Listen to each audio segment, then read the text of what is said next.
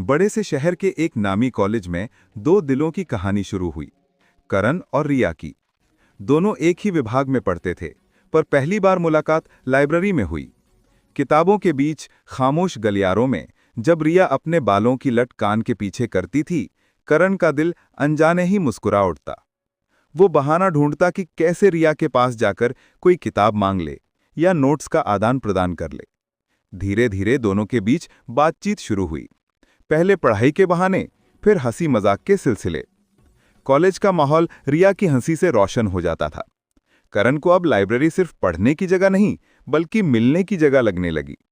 हर शाम दोनों साथ बैठते, किताबें खुली रहती, पर नजरें एक दूसरे से हटती नहीं थीं। एक दिन कॉलेज में वार्षिक फंक्शन था। रिया को गाने का शौक था, और उस शाम उसने मंच पर जब अपनी मधुर आवाज में तेरा बन जाऊंगा गाया, तो पूरा ऑडिटोरियम थम गया। लेकिन सबसे ज्यादा थमा हुआ था करण का दिल।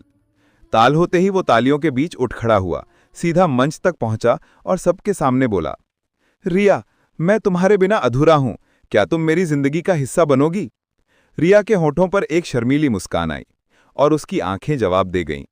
उस दिन कॉलेज में सिर्फ एक गाना नहीं, एक रिश्ता जन्मा था। कॉलेज खत्म होने के बाद जिंदगी के रास्ते अलग अलग थे, पर दिलों ने दूरी को कभी हावी नहीं होने दिया।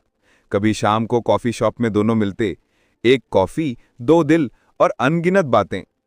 कभी वीकेंड पर समुद्र किनारे चले जाते, जहां लहरें उनके पैरों को छूतीं और हवा रिया के बालों से खेलती।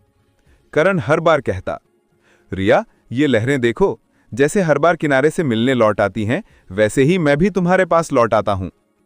रिया मुस्कुराती और उसके कंधे पर सिर रख देती। उस पल में दुनिया ठहर जाती थी। कोई कॉलेज नहीं, कोई डिग्री नहीं, बस प्यार की किताब खुली थी, जिसमें दोनों अपनी कहानी खुद लिख रहे थे। इस रोमांस और सस्पेंस से भरी कहानी का अगला पार्ट देखने के लिए हमारे चैनल को लाइक और सब्सक्राइब जरूर करें, ताकि इस कहानी का हर पार्ट आप तक आसानी से पहुंच सके।